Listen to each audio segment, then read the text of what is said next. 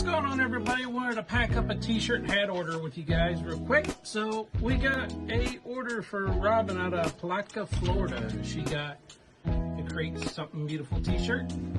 Very nice, super soft, screen printed.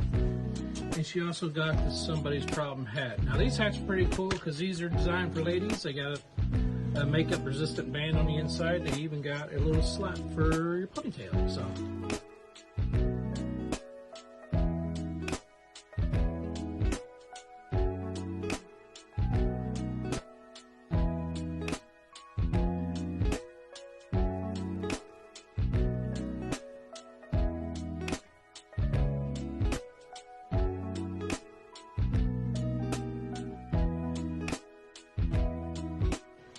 can't forget our little sticker.